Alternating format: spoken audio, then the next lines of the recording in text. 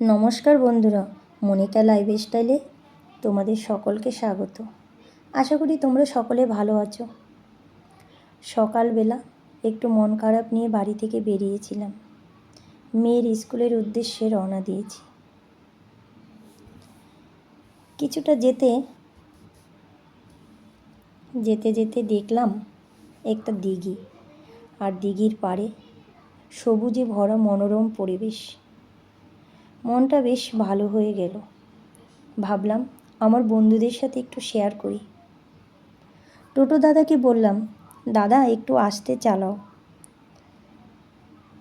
দাদা আস্তে আস্তে চালালো, ব্যাস। আর আমি যতটুকু পেরেছি ক্যামেরায় বন্দি করে নিলাম। তবে একটি কথা বন্ধুরা, শহরে এত সুন্দর পরিবেশ খুব কমই দেখা যায়। দেখো, বেশ সুন্দর সুন্দর বাড়ি রাস্তার সাইডে, আবার বেশিরভাগ বাড়ির সামনে দোকান, মানে যাদের বাড়ি তাদেরই হয়তো দোকান, হয়তো না তাদেরই দোকানগুলো। আর এই দেখো, বাড়ির মধ্যে বেশ ফলের গাছ, বিভিন্ন রকমের ফুলের গাছ রয়েছে, আম গাছ, কাঁঠাল গাছও দেখলাম। আবার ওই একটা কাকা কি দাঁড়িয়ে করছিল। এই দেখো, বেশ সুন্দর একটা নিম গাছ। দোকানগুলো এখনো খোলেনি, সকালবেলা তো। আর এদিকে দেখি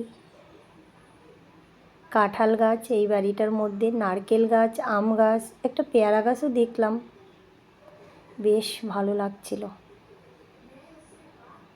দিঘির পাড়ে বসারও জায়গা করা রয়েছে। বাচ্চাদের খেলার জন্য একটা দোলনাও দেখলাম, কিন্তু দোলনাটা নেই, খুঁটিগুলো দেখলাম। ওদিকে দেখছি আবার বিবেকানন্দের মূর্তি, রবীন্দ্রনাথ ঠাকুরেরও মূর্তি দেখলাম একটা। বাকি মূর্তি দুটো আমি আর চিনতে পারছিলাম না, দূরের থেকে ভালো করে দেখতে পাচ্ছিলাম না। বেশ দারুণ দারুণ লাগছে, সবুজে সবুজ ভরা, শুধু সবুজ আর সবুজ। সকালবেলা ঠান্ডা হাওয়া দিচ্ছিল মৃদু মৃদু। মনের সাথে সাথে শরীরটাও বেশ ভালো লাগছিল। এদিকে ছোট্ট একটা পাঁচিল দিয়ে ঘেরাও করা একটা গেটও রয়েছে, তার মধ্যে কিছু গাছ লাগিয়েছে, পাম গাছ, নারকেল গাছ, আরও অনেক রকমের গাছ। ওটা বোধহয় কাঠবাদাম গাছ, সব তো আর চিনতে পারছি না। এই দেখো, একটা গেট রয়েছে।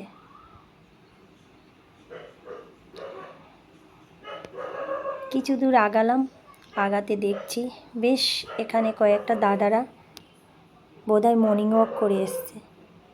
হ্যাঁ তাই তো, দাদা দেখছি ব্যায়ামও করছে আবার।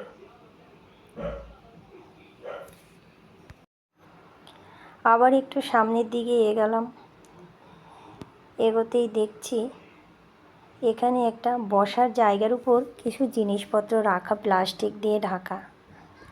তারপরে দেখছি একটা মাসিমা গাছের সাথে দড়ি বাঁধছে, হয়তো ওনার হতে পারে জিনিসগুলো। তারপরে একটু সামনের দিকে গিয়ে দেখছি বড় বড় গাছ, গাছের ছায়া পড়ছে, নিচে বসার জায়গা। এখানেও দেখছি কিছু দাদারা মর্নিং ওয়াক করে বোধহয় দাঁড়িয়ে গল্প করছে, গাছের ছায়ায় বসে একটু গল্প করছে, কষ্ট হয়েছে হয়তো। বসার জন্য ভীষণই একটা ভালো জায়গা। ওই যে বললাম সকালবেলা বেশ ঠান্ডা হাওয়া দিচ্ছিল দিঘির পাড়ে। আর দেখো কি সুন্দর একটা মন্দির, সকালবেলা শিব ঠাকুরের মন্দির দর্শন হয়ে গেল, জয় বাবা ভোলেনাথ।